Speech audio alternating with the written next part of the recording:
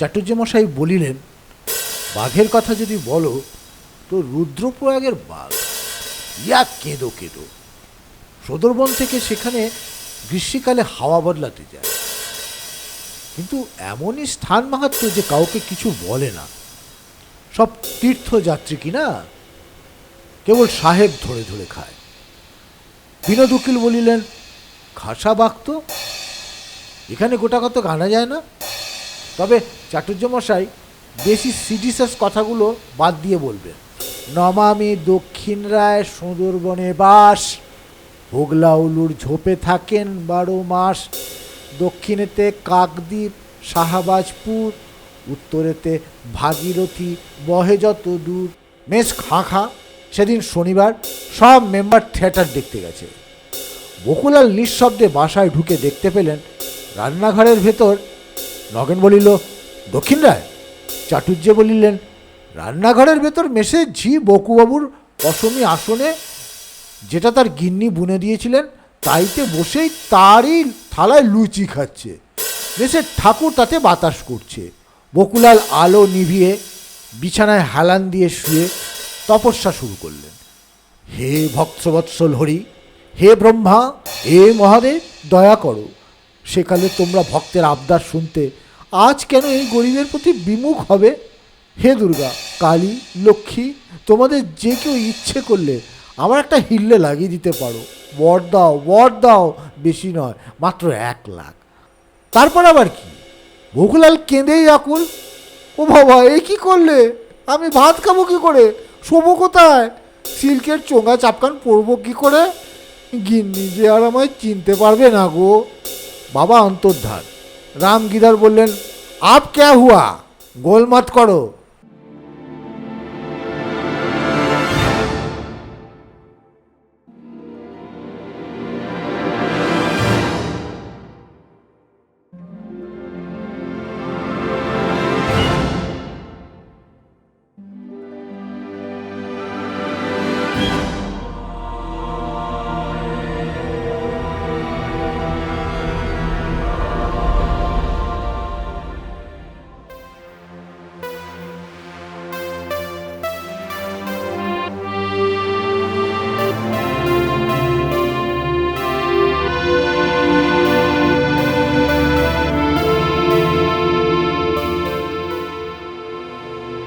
নমস্কার বন্ধুরা, আশা করি আপনারা ভালো আছেন।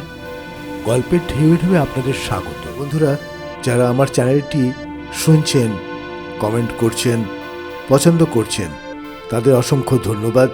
কিন্তু যারা গল্প শুনছেন কিন্তু সাবস্ক্রাইব করছেন না, তাদেরকে আমার বিনীত অনুরোধ, তারা যেন আমার চ্যানেলটি সাবস্ক্রাইব করে নেবেন।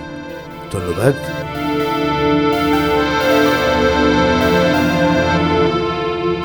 আজকের গল্প পরশুরাম অথবা রাজশেখর বসুর লেখা দক্ষিণ রায়।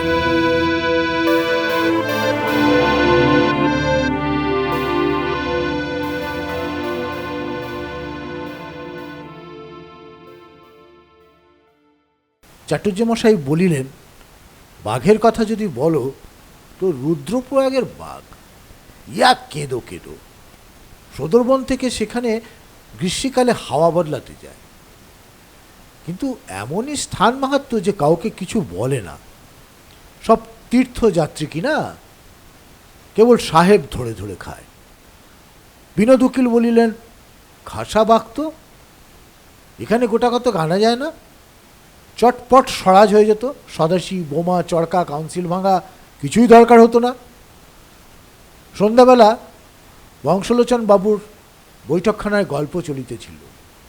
তিনি নিবিষ্ট হইয়া একটি ইংরেজি বই পড়িতেছেন, হাউ টু বি হ্যাপি দো ম্যারেড। তার শালা নগেন এবং ভাগ্নে উদয় এরাও আছে। চাটুর্যে হুকায় 1 মিনিট ব্যাপী একটি টান মারিয়া বলিলেন, তুমি কি মনে করো সে চেষ্টা হয়নি? হয়েছিল নাকি? কই, রাউলেট রিপোর্টে তো সে কথা কিছু লেখেনি। ভারী এক রিপোর্ট পড়েছ। আরে গভর্নমেন্ট কি সব জানতা? দেয়ার আর মোর থিংস। কি বলে গিয়ে, ব্যাপারটা কি হয়েছিল খুলেই বলুন না। চাটুর্যে ক্ষণকাল গম্ভীর থাকিয়া বলিলেন, হুঁ। নগেন বলিল, বলুন না চাটুর্য মশাই। চাটুর্য উঠিয়া দরজা ও জানলায় উকি মারিয়া দেখিলেন, তারপর যথাস্থানে আসিয়া পুনরায় বলিলেন, হুঁ। বিনোদ, দেখছিলেন কি? চাটুর্যে, দেখছিলাম হরেন ঘোষালটা আবার হঠাৎ এসে না পড়ে।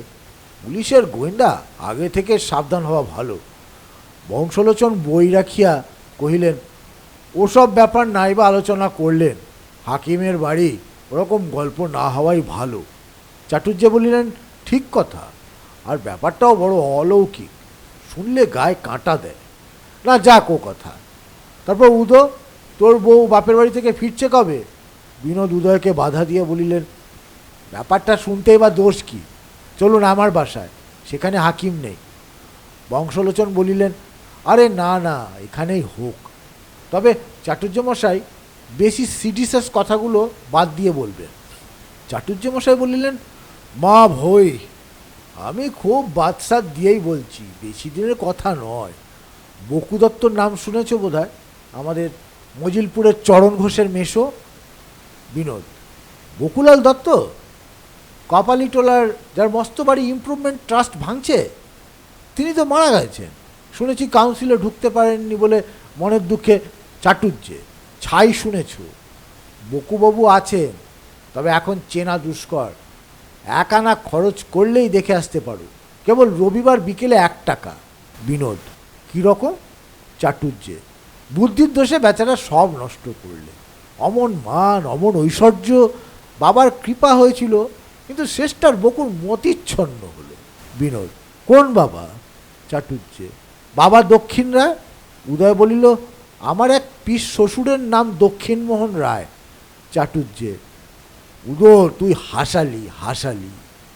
পিস শ্বশুর নয় রে উদয়, দেবতা, কাঁচা খেকো দেবতা, বাঘের দেবতা। চাটুর্যে হাত জোর করিয়া 3 বার কপালে ঠেকাইলেন, তারপর সুর করিয়া কহিতে লাগিলেন, নমামি দক্ষিণ রায় সুন্দরবনে বাস, হোগলা উলুর ঝোপে থাকেন 12 মাস।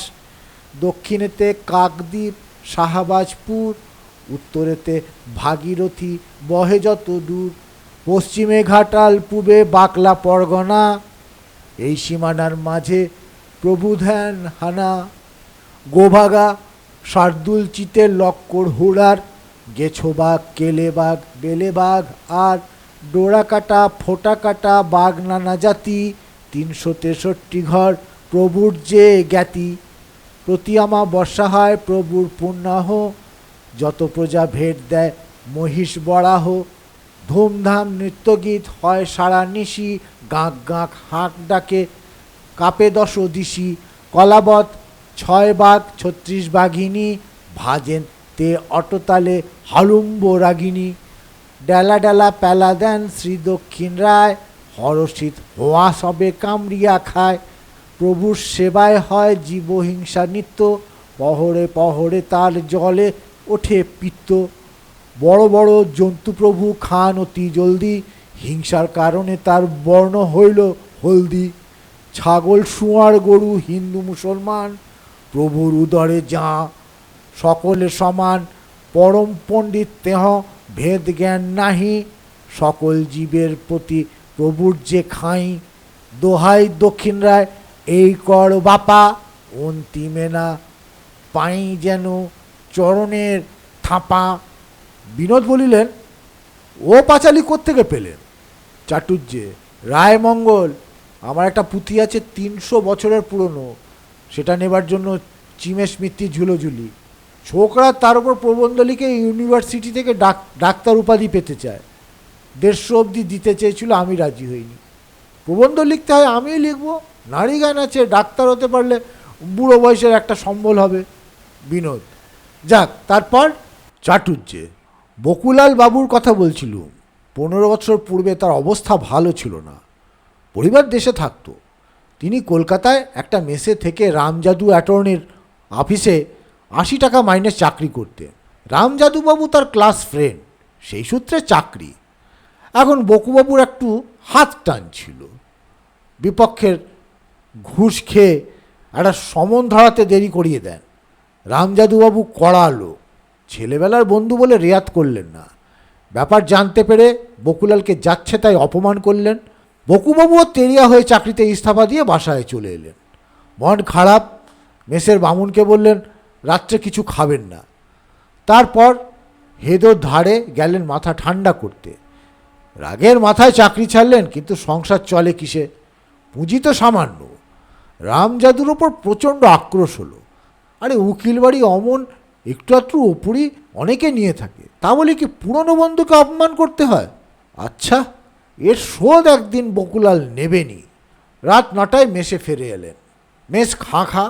সেদিন শনিবার, সব মেম্বার থিয়েটার দেখতে গেছে। বকুলাল নিঃশব্দে বাসায় ঢুকে দেখতে পেলেন রান্নাঘরের ভেতর নগেন বলিল, দক্ষিণ রায়। চাটুর্যে বলিলেন, রান্নাঘরের ভেতর মেসে ঝি বকুবাবুর পশমি আসনে, যেটা তার গিন্নি বুনে দিয়েছিলেন, তাইতে বসেই তারই থালায় লুচি খাচ্ছে।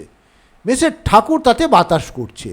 ঝি আধ হাত জিভ কেটে 1.5 হাত ঘোমটা টানলে।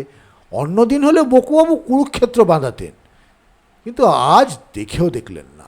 চুপটি করে ওপরে গিয়ে বিছানায় শুয়ে পড়লেন। তারপর অগাধ চিন্তা, কি করা যায়, কোত্থেকে টাকা আসবে। তার এক বিধবা পিসি হুগলিতে থাকেন, বিপুল সম্পত্তি। ওয়ারিশ একটিমাত্র ছেলে ভূত। ভূত ছোড়া অতি হতবাগা, অল্প বয়সে অধঃপাতে গেছে, কিন্তু পিসি তাকে নিয়েই ব্যস্ত। অমন উপযুক্ত ভাইপো বকুলালের দিকে ফিরেও তাকান না। বুড়ির কাছে কোনো প্রত্যাশা নেই। বকুলাল ভাবলেন, ভগবানের কি বিচার! লক্ষ্মী ছাড়া ভূত হলো 10 লাখের মালিক, আর তারই মামাতো ভাই বকুর অর্ধভক্ষ ধনুর্গুণ। তার ক্লাস ফ্রেন্ড ওই বজ্জাত রামজাদুটা মক্কেল ঠকিয়ে লক্ষ লক্ষ টাকা উপায় করছে, আর তিনি একটি সামান্য চাকরির জন্য লালায়িত। ধুত্তর ভগবান! কিন্তু বকুলাল তার এক ভক্ত বন্ধুর কাছে শুনেছিলেন, ভগবানকে যদি এক মনে ভক্তি ভরে ডাকা যায়, তাহলে তিনি ভক্তের মনোবাঞ্ছা পূর্ণ করেন। আচ্ছা, তাই একবার করে দেখলে হয় না? যে কথা সেই কাজ। বকুলাল তড়াক করে উঠে পড়লেন, স্টোভ জ্বালালেন, চা করে 3 পেয়ালা খেলেন। আজ তিনি ভোর রাত ভগবানকে ডাকবেন। বকুলাল আলো নিভিয়ে বিছানায় হেলান দিয়ে শুয়ে তপস্যা শুরু করলেন। হে ভক্তবৎসল হরি, হে ব্রহ্মা, এ মহাদেব, দয়া করো। সেকালে তোমরা ভক্তের আবদার শুনতে আজ কেন এই গরিবের প্রতি বিমুখ হবে? হে দুর্গা, কালী, লক্ষ্মী, তোমাদের যে কেউ ইচ্ছে করলে আমার একটা হিল্লে লাগিয়ে দিতে পারো। বর দাও, বর দাও। বেশি নয়, মাত্র 1 লাখ। ওহো, 1 লাখই কিছুই হবে না। গিন্নি গয়না গড়িয়ে অর্ধেক সাবার করবেন। রাম যেদুটার কিছু কম হবে তো 10 লাখ আছে।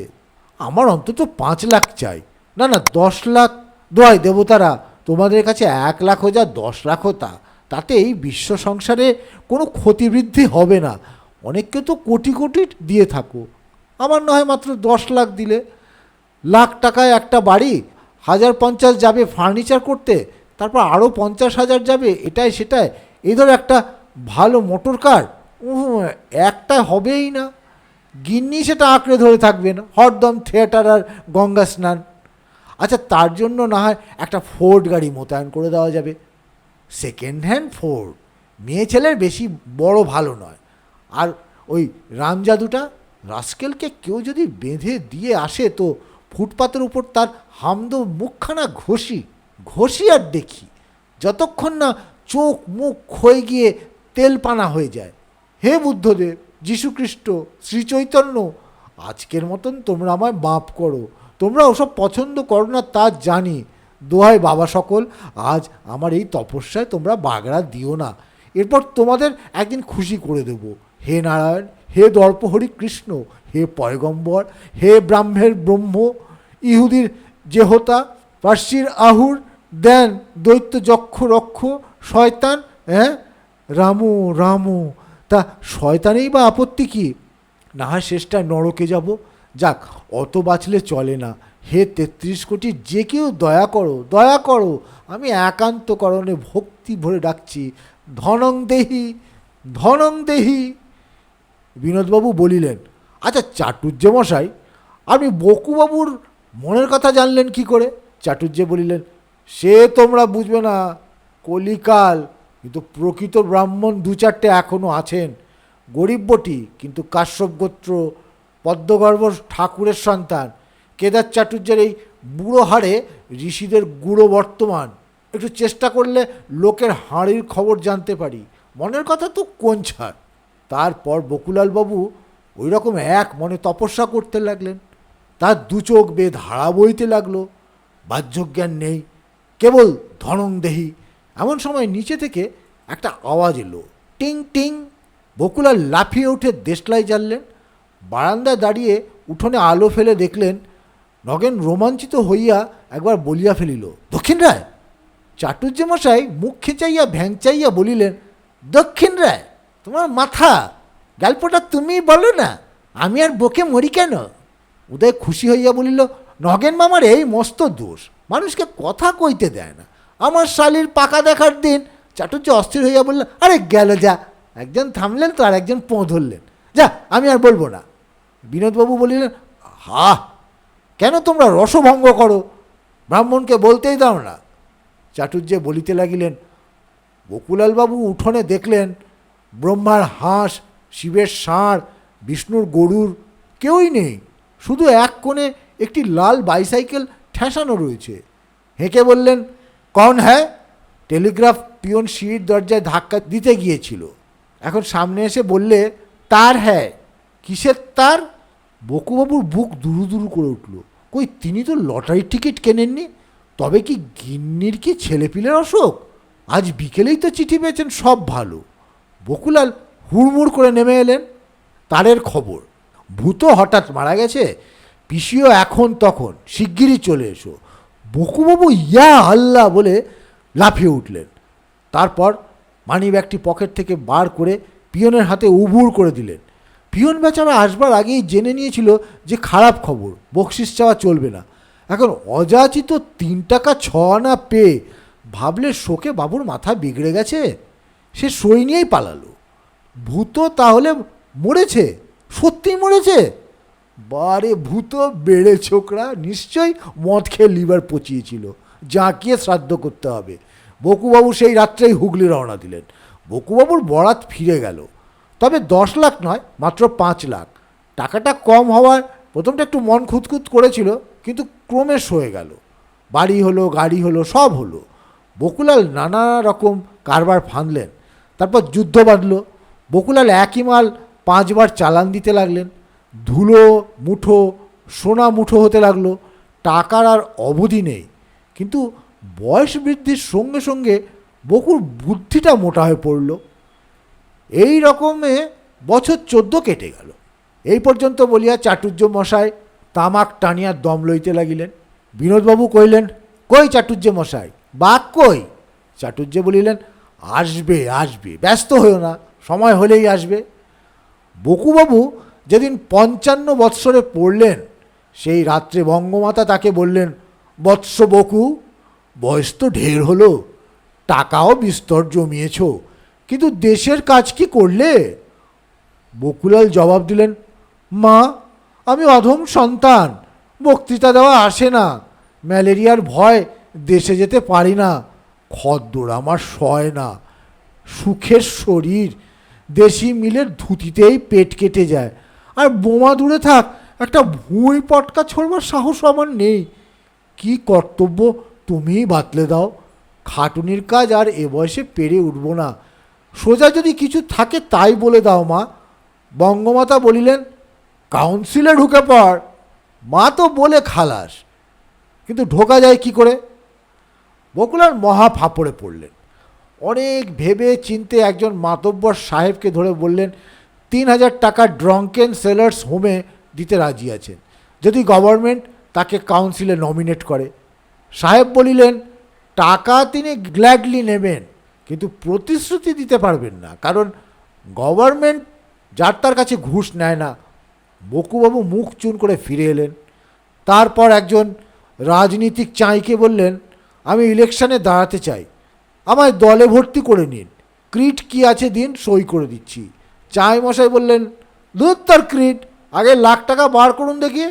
আমাদের নিখিলবঙ্গীয় সর্পনাশক ফান্ডের জন্য সাপ না মরলে পাড়াগাঁয়ের লোক সাপোর্ট করবে কেন? বকুবাবু বললেন, ছি ছি, দেশের কাজ করব তার জন্যে টাকা? ঘুষ আমি দিই না। ফিরে এসে স্থির করলেন সব ব্যাটার চোর, খরচ যদি করতেই হয় তিনি নিজে বুঝে সুঝে করবেন। কলকাতায় সুবিধে করতে না পেরে বকুবাবু ঠিক করলেন সাউথ সুন্দরবন কনস্টিটিউয়েন্সি থেকে দাঁড়াবেন। সেখানে সম্প্রতি কিছু জমিদারি কিনেছিলেন, সেজন্য ভোট আদায় করা সোজা হবে। ইলেকশনে 2-3 মাস আগে থেকেই তিনি উঠে পড়ে লেগে গেলেন। তারপর হঠাৎ একদিন খবর এলো যে বকুলালের পুরনো শত্রু রাম যাদুবাবু রাতারাতি খদ্দরের স্যুট বানিয়ে বক্তৃতা দিতে শুরু করেছেন। তিনিও ওই সদরবন থেকেই দাঁড়াবেন। বকুবাবুর দ্বিগুণ রোগ ছেপে গেল।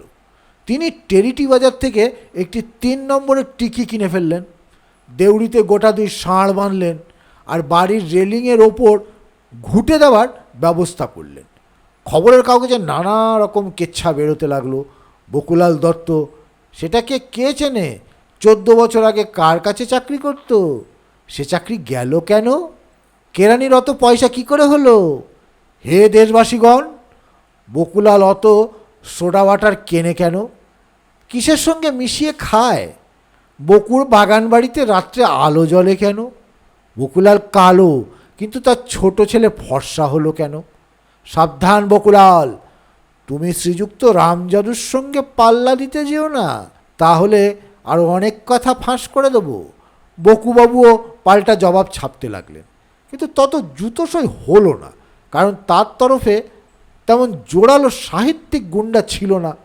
বকুবাবু ক্রমে বুঝলেন যে তিনি হটে যাচ্ছেন, ভোটাররা সব বেঁকে দাঁড়াচ্ছে। একদিন তিনি অত্যন্ত বিমর্ষ হয়ে বসে আছেন, এমন সময় তার মনে পড়ল যে 14 বৎসর আগে দেবতার দয়ায় তার অদৃষ্ট ফিরে যায়। এবারেও কি তা হবে না? বকুলাল ঠিক করলেন আর একবার তেমনই করে কায় মনোবাক্যে তিনি 33 কোটিকে ডাকবেন। শুধু বঙ্গমাতার উপর নির্ভর করা চলবে না, কারণ তিনি তো আর সত্যিকারের দেবতা নন, বঙ্কিম চাটুর্যের হাতে গড়া। তার কোনো যোগ্যতা নেই, কেবল লোককে খেপিয়ে দিতে পারেন।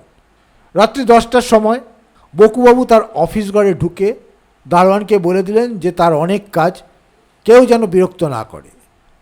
এবার তার শোবার ঘরে নয়, কারণ গিন্নি থাকলে তপস্যার বিঘ্ন হতে পারে। বকুলাল ইজি চেয়ারে শুয়ে এই মর্মে একটি প্রার্থনা রুজু করলেন, হে ব্রহ্মা বিষ্ণু মহেশ্বর দুর্গা কালী ইত্যাদি, পূর্বে তোমরা একবার আমার মান রেখেছিলে, আমিও তোমাদের যথাযোগ্য পুজো দিয়েছি। তারপর নানান ধান্দায় আমি ব্যস্ত, তোমাদের তেমন খোঁজ খবর নিতে পারিনি। কিছু মনে করো না বাবারা, কিন্তু গিন্নি বরাবরই তোমাদের কলাটা মূলোটা জুগিয়ে আসছেন, সোনা রূপও কিছু কিছু দিয়েছেন।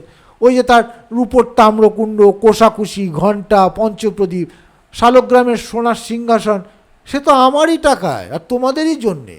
আর আমিও দেখো এখন একটু ফুরসত পেয়েই ধম্মকম্মে মন দিয়েছি, টিকি রেখেছি, গো সেবা করছি। এখন আমার এই নিবেদন, রামজাদু বেটাকে ঘাল করো, ওকে ভোটে হারাবার কোনো আশা দেখছি না। দোহাই 33 কোটি দেবতা, ওটাকে বধ করো, কিন্তু এখনই নয়, নমিনেশন পেপার দেওয়ার 2 দিন পর, নয়তো আর একটা ভুঁইফোড় দাঁড়াবে। কলেরা, বসন্ত, বেরি বেরি, হার্ট ফেল, গাড়ি চাপার যা হয়, আমি আর বেশি কি বলবো, তোমরা তো হরেক রকম জানো।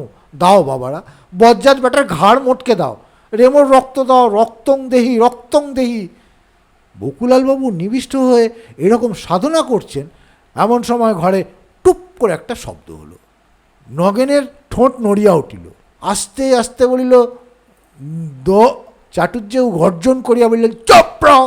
বকুবাবুর আফিসের কড়িকাঠে একটা টিকটিকি আটকে ছিল, সে যেমনই হাই তুলে আড়মোড়া ভাঙবে অমনি খসে গিয়ে টুপ করে বকুলালের টেবিলে পড়ল। বকুলাল চমকে উঠে দেখলেন টেবিলের উপর একটা টিকটিকি, আর তার নিচেই একখানা পোস্টকার্ড। পোস্টকার্ডটি পূর্বে নজরে পড়েনি, এখন বকুবাবু পড়ে দেখলেন তাতে লিখেছে, মহাশয়, শুনেছি আপনি ইলেকশনে সুবিধে করে উঠতে পারছেন না। যদি আমার সাহায্য নেন আর উপদেশ মতো চলেন তবে জয় অবশ্যম্ভাবী। কাল সন্ধ্যায় আপনার সঙ্গে দেখা করব। ইতি শ্রী রাম গিধর শর্মা। বকুলালবাবু উৎফুল্ল হয়ে বললেন, জয় মা কালী, জয় বাবা তারকনাথ ব্রহ্মা বিষ্ণু পীর পয়গম্বর। এই পোস্টকার্ডখানি তোমাদেরই লীলা, তা আমি বেশ বুঝতে পারছি। কাল তোমাদের ঘটা করে পুজো দেব, নিশ্চিন্ত থাকো। তারপর খুব মনে মনে বললেন, যাতে দেবতারা টের না পান। বিশ্বাস নেই, আগে কাজ উদ্ধার হোক, তখন দেখা যাবে। সমস্ত রাত, তারপর সমস্ত দিন বকুবাবু ছটফট করে কাটালেন। যথাকালে রামগিধর শর্মা দেখা দিলেন। ছোট্ট মানুষটি, মেটে মেটে রং, ছুঁচলো মুখ, খাড়া খাড়া কান, পরনে পাটকিলে রঙের ধুতি মেরজাই, গায়ের রঙের সঙ্গে বেশ মিশ খেয়ে গেছে। কথা কখনো হিন্দি, কখনো বাংলা। বকুলাল খুব খাতির করে বললেন, বৈঠিয়ে, আপনি আর্য সমাজি? রামগিধর বলিলেন, নহি নহি। বকু জিজ্ঞাসা করলেন, মহাবীর দল, প্যাক্টওয়ালা, কৌশিলতর, চরখাবাজ? রামগিধর ওসব কিছুই নন, তিনি একজন পলিটিক্যাল পরিব্রাজক। বকুবাবু ভক্তি ভরে পায়ের ধুলো নিলেন। রামগিধর বললেন, বাস হুয়া হুয়া। তারপর কাজের কথা শুরু হলো। রামগিধর জানতে চাইলেন বকুবাবুর রাজনীতিক মতামত কি। তিনি স্বরাজি না অরাজি, না নিমরাজি না গড়রাজি? বকু বললেন, তিনি কোনোটাই নন, তবে দরকার হলে সবটাতেই রাজি আছেন। তিনি চান দেশের একটু সেবা করতে, কিন্তু রামজাদু থাকতে তো হবার জো নেই। রামগিধর বললেন, কোনো চিন্তা নেই, তুমি ব্যাঘ্র পার্টিতে জয়েন করো। বকুবাবু আঁতকে উঠলেন। রামগিধর বললেন, আমি অতি গুহ্য কথা প্রকাশ করে বলছি, শোনো, এই পার্টির সভ্য সংখ্যা একেবারে গোনাগুনতি 363। আমি এর সেক্রেটারি। একটি মাত্র ভ্যাকেন্সি আছে, তাতে ইচ্ছা করলে তুমি আসতে পারো। কাউন্সিলের সমস্ত সিট আমরাই দখল করব। বকুর ভরসা হলো না। বললেন, তা পেরে উঠবেন কি করে? শত্রু অতি প্রবল, হটাতে পারবেন না। নিখিলবঙ্গীয় সর্পনাশক ফান্ডের সমস্ত টাকা ওরা হাত করেছে। রামগিধর খ্যাঁক খ্যাঁক করে হেসে বললেন, আমরা সর্প নই, ফান্ড না থাক, দাঁত আছে, নখ আছে, বাবা দক্ষিণ রায় আমাদের সহায়, তার কৃপায় সমস্ত শত্রু নিপাত হবে। তিনি কে? চেনো না? 33 কোটির মধ্যেই তিনিই এখন জাগ্রত, আর সবাই ঘুমোচ্ছেন। বাবা তোমার ডাক শুনতে পেয়েছেন। নাও এখন ক্রিডে সই করো, অতি সোজা ক্রিড, কেবল বাবার নিত্যিকার খোরাক জোগাতে হবে, তার বদলে পাবে শত্রু মারবার ক্ষমতা আর কাউন্সিলে অপ্রতিহত প্রতাপ। কিন্তু গভর্নমেন্টের মাংস বাবা খেয়ে থাকেন। বংশলোচন বাধা দিয়ে বলিলেন, ও কি চাটুর্যে মশাই? চাটুর্যে কহিলেন, হ্যাঁ হ্যাঁ মনে আছে। আচ্ছা, খুব ইশারায় বলছি। রামগিধর বুঝিয়ে দিলেন, একেবারে রামরাজ্য হবে, শত্রুর বংশ লোপাট, সবাই ভাই ব্রাদার, দিব্যি ভাগ বাটোয়ারা করে খাবে, সকলেই মন্ত্রী, সকলেই লাট। কিন্তু ওই রামজাদুটা ঢিঁট হবে তো? ঢিঁট বলে ঢিঁট, একেবারে ঢয় দীর্ঘই ঢিঁট, তাকে তুমি নিজেই বধ করো। বকুবাবুর মাথা গুলিয়ে গিয়েছিল। এবার তার কৃত্রিম দন্তে অকৃত্রিম হাসি ফুটে উঠল। ক্রিড সই করে দিয়ে বললেন, বাবা দক্ষিণ রায় কি জয়। রামগিধর বললেন, হুয়া হুয়া, আব সব ঠিক হুয়া। কিন্তু স্থির হলো যে কাল 5 আপ প্যাসেঞ্জারে বকুবাবু তার সুন্দরবনের জমিদারিতে রওনা হবেন। সেখানে পৌঁছলে রামগিধর তাকে সঙ্গে করে নিয়ে বাবার আশীর্বাদ পাইয়ে দেবেন। বকুবাবুর মাথা বিগড়ে গেল। সমস্ত রাত তিনি খেয়াল দেখলেন রামগিধর হুয়া হুয়া করছে। রামরাজ্য, কাউন্সিলে অপ্রতিহত প্রতাপ, লাট মন্ত্রী, এসব বড় বড় কথা তার মনে ঠাঁই পায়নি। রামজাদু মরবে আর তিনি কাউন্সিলে ঢুকবেন, এইটাই আসল কথা। তারপর রামরাজ্যই হোক আর রাক্ষস রাজ্যই হোক, দেশের লোক বাঁচুক বা বাবার পেটে যাক, তাতে তার ক্ষতিবৃদ্ধি নেই। তারপর সুন্দরবনে গভীর অমাবস্যা রাত্রে বাবা তাকে দর্শন দিলেন। বিনোদ বলিলেন, চাটুর্য মশাই, আপনি বড় ফাঁকি দিচ্ছেন। বাবার মূর্তিটা কী রকম তা বলুন। চাটুর্যে, বলবো না, ভয় পাবে, বিশেষ করে এই উদোটা। উদয় বলল, মোটেই না, হাজারিবাগে থাকতে কতবার আমি রাত্রিরে একলা উঠেছি, বউ বলতো। চাটুর্য বললেন, বউ বলুক গে। বাবা প্রথমটা সৌম্য ব্রাহ্মণের মূর্তি ধরে দেখা দিয়েছিলেন। বকুলালকে বললেন, বৎস, আমি তোমার প্রার্থনায় খুশি হয়েছি, এখন বর কি নেবে বলো। বকুবাবু বললেন, বাবা আগে রাম জাদুটাকে মারো, ও আমার চিরকালের শত্রু। বাবা বললেন, দেশের হিত।